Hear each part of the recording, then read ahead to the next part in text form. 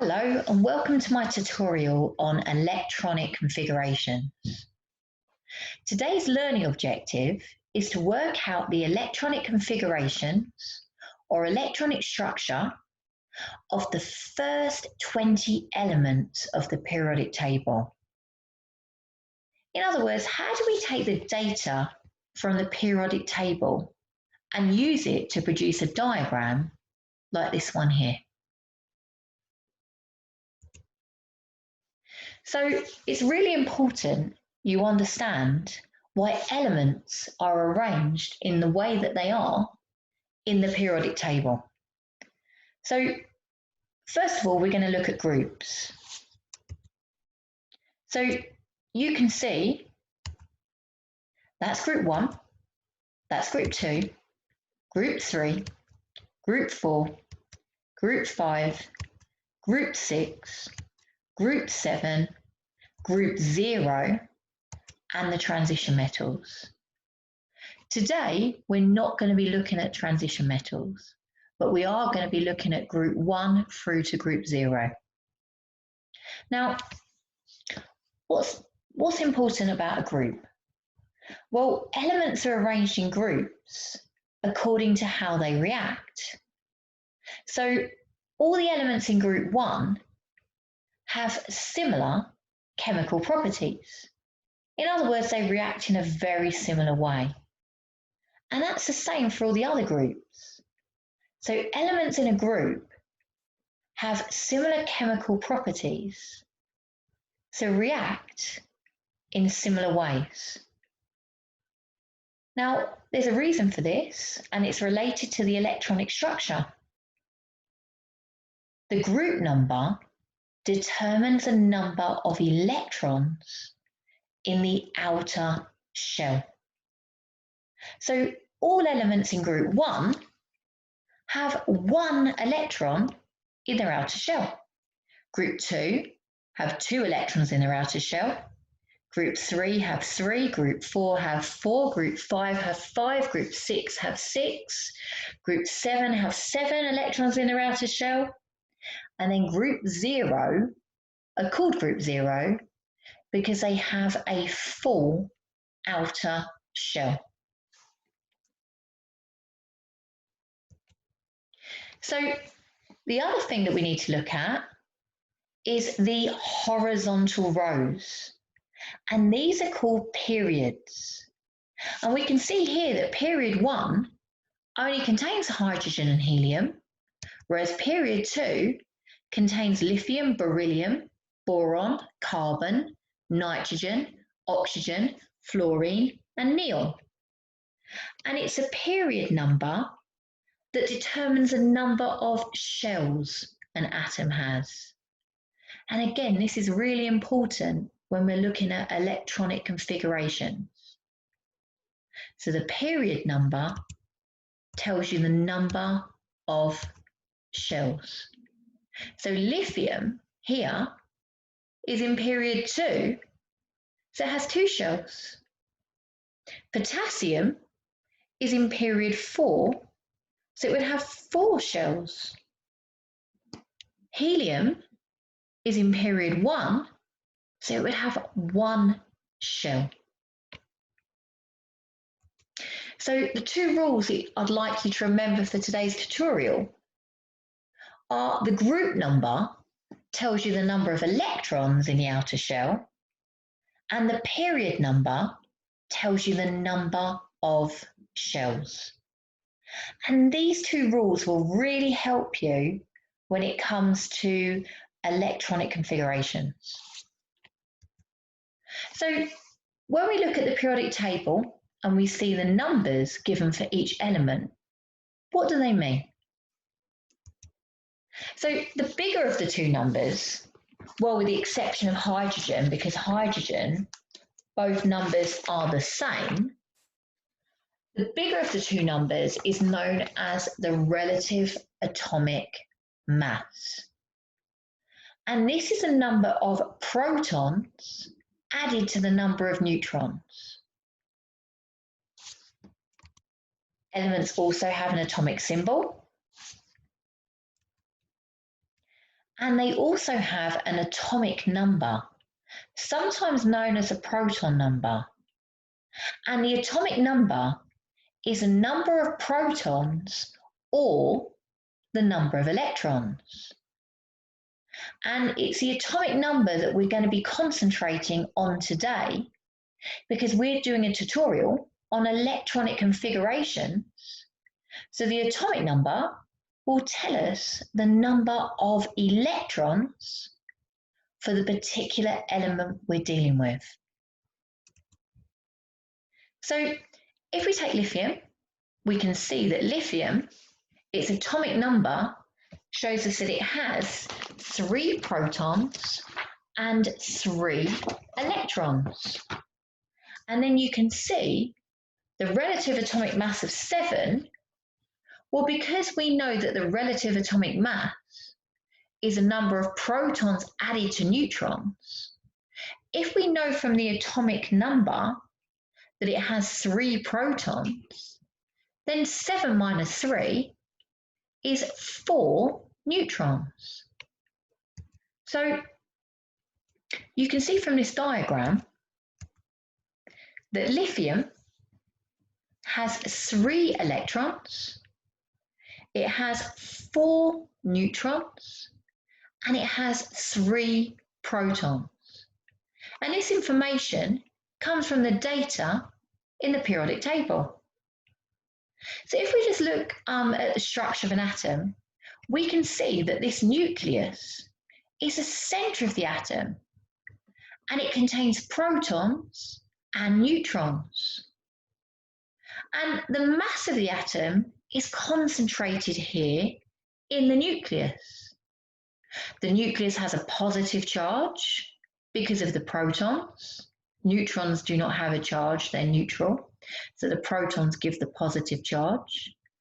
And we know that the nucleus has a radius of approximately 1 times 10 to the power of minus 14 meters, which means that that nucleus there is 1/10,000th of the radius of the atom.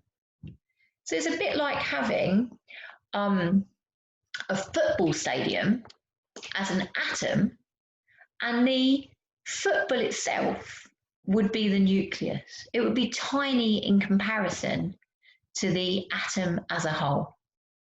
So the majority of an atom is these shells of electrons.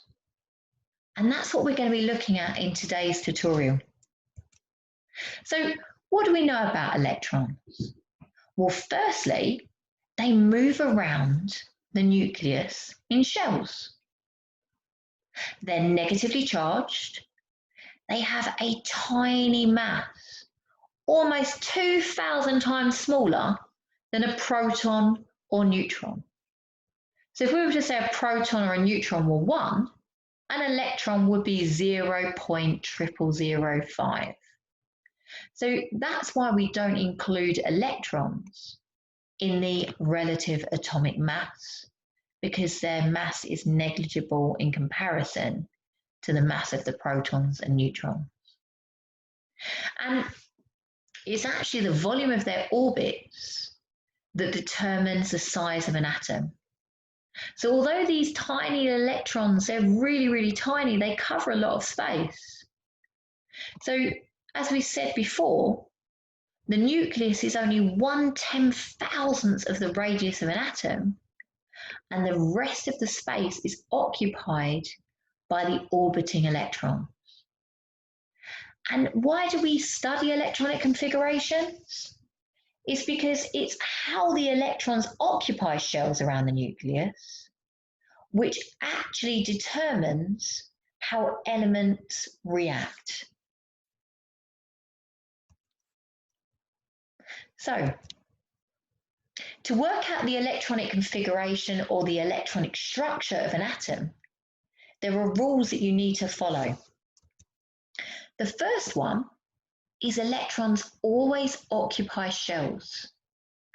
And in some textbooks, you'll hear shells being referred to as energy levels. Secondly, the lowest energy levels are always filled first. And these are the shells which are closest to the nucleus. So the shell closest to the nucleus has the lowest energy and it is always filled first. Number 3, only a certain number of electrons are allowed in each shell. The first shell can hold a maximum of 2. The second shell can hold a maximum of 8. And the third shell, up until calcium, can also hold a maximum of 8. After calcium, it becomes a little bit more complicated, and we're not going to be looking at that today. So atoms are much more stable when they have full electron shells, a bit like the group 0. So therefore, an atom will react to fill its outer shell. Now, finally, if you double check at the very end, we know that the element's group number tells you the number of electrons in the outer shell, and the period number tells you the number of shells. So once you've completed your electronic configuration, just ensure you double check. Check where that element appears in the periodic table. Check the group number corresponds to the number of electrons that you've drawn in that outer shell.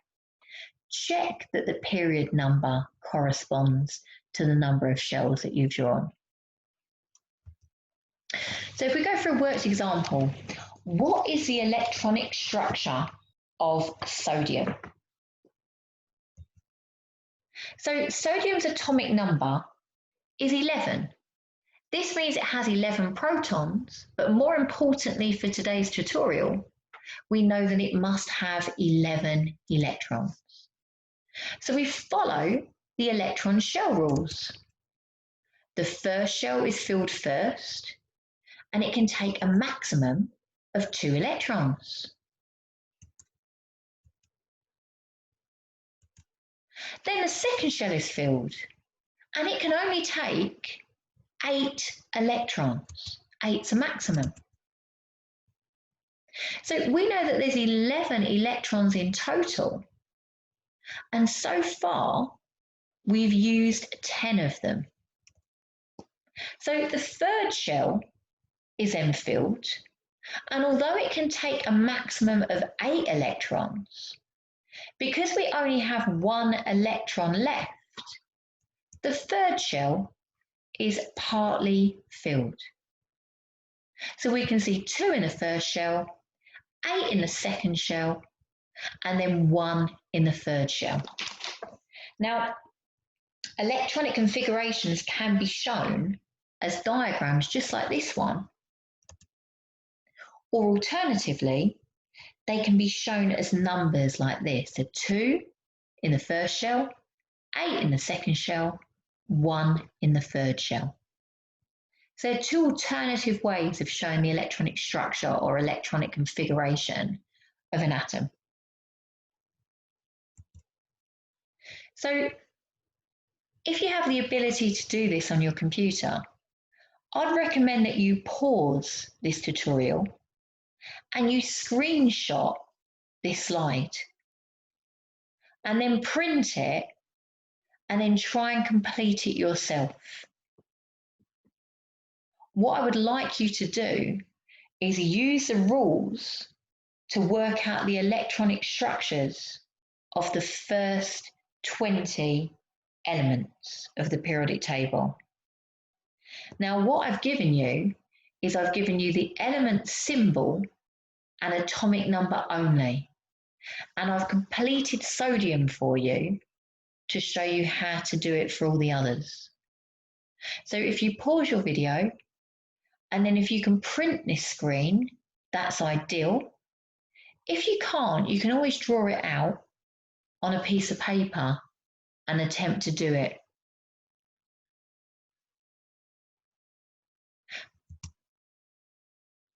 Remember, group 1 is 1 electron in the outer shell.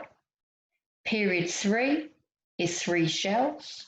So remember, at the very end, for each element, you can double check that you've drawn the electronic configuration correctly by saying, well, sodium is in group 1, so it has 1 electron in its outer shell. Check, we've got that, 1 electron in the outer shell. Period 3 is where sodium is found, so it should have 3 shells. Check, 3 shells present. So for each element, you can double check at the end that the group number and the period number correspond to the diagrams that you've drawn. So if you've done that correctly, you should see diagrams and numbers a bit like these. So we can see that group 1 all have 1 electron in their outer shell. Group 2 all have 2 electrons in their outer shell. Group 3 have 3 electrons in their outer shell. Group 4 have 4 electrons in their outer shell. Hydrogen doesn't actually belong to the groups. It's not in group 4 there. It just appears above, okay? Doesn't belong to the groups. Although it does have 1 electron in its outer shell, a bit like the group 1 alkali metals. So you can see group 5 has got 5 electrons in the outer shell. Group 6 has 6 electrons in their outer shell. Group 7, 7 electrons in the outer shell, and then group 0 have 4 outer shells. Right, so to make sure that we've understood what we've done today, we're going to have a quick quiz. So question 1, true or false?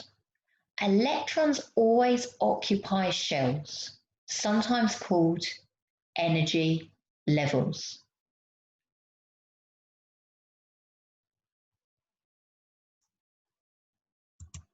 That's true. Question 2, true or false? The highest energy levels are always filled first, the ones furthest from the nucleus.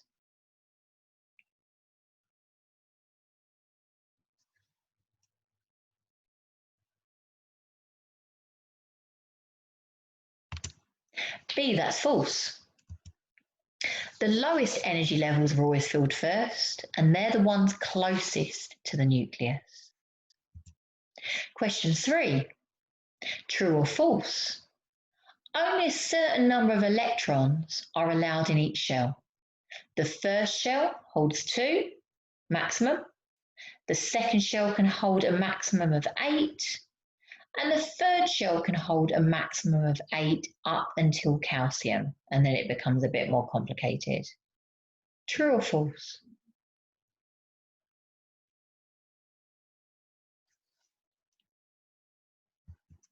That is indeed true.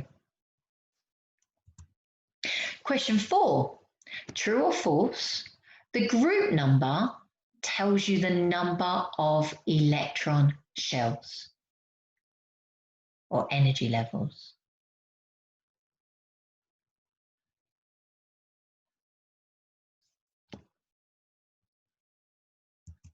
Yes, that's false. The group number tells you the number of electrons found in the outer shell. Group 5, true or false? Atoms are more stable when they have full electron shells, like group 1, the alkali metals.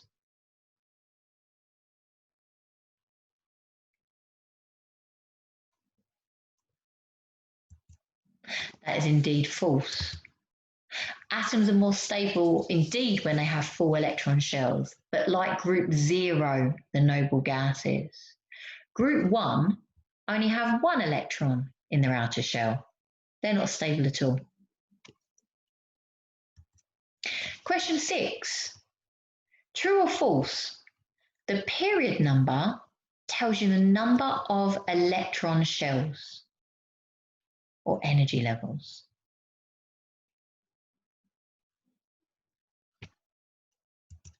Yes, that's true. Question 7. How many electrons are found in the outer shell of a helium atom?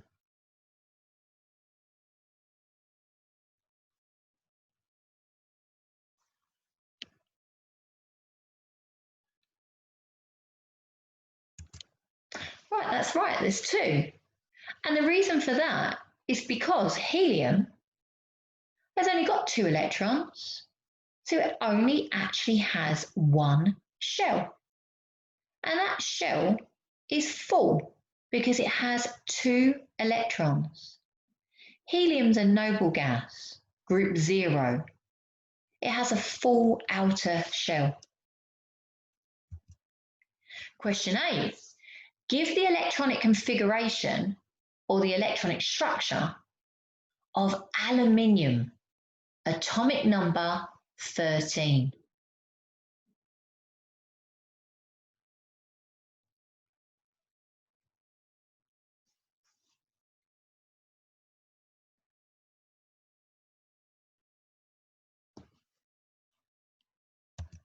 That's right, it's B, 283. And the reason for that is because 2 electrons will go into the first shell, the lowest energy level. Then 8 can go into the second shell, which leaves you then with 3 for the outer shell. And we know that would also correspond with aluminium's position in the periodic table, because aluminium is in period 3, hence it has 3 shells, and it's in group 3, which means it will have 3 electrons in its outer shell. Question 9. Give the electronic structure of argon, atomic number 18.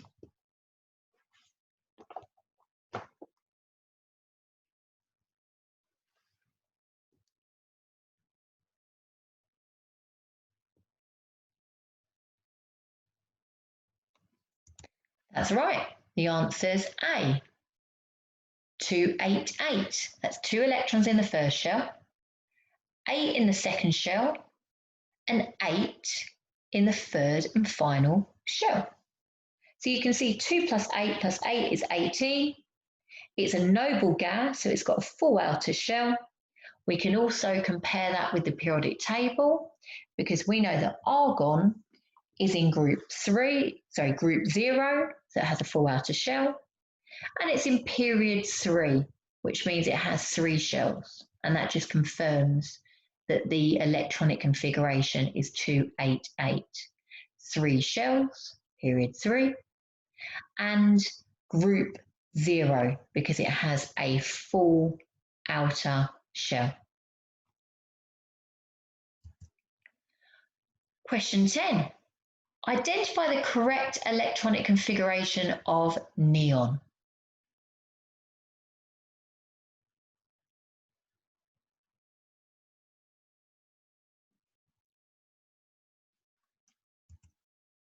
Perfect.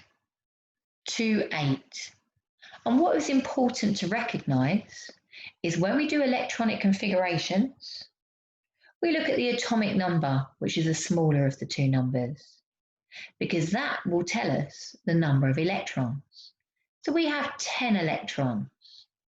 So that's 2, 8, 2 in the first shell, the lowest energy level, and then 8 in the second shell, the outer shell. And because we can see it's got 8 electrons in its outer shell, that confirms that that shell is full and that neon is also a noble gas in group 0, and that because it's got 2 shells, it will be found in period 2. So which diagram correctly illustrates the electronic configuration of sodium?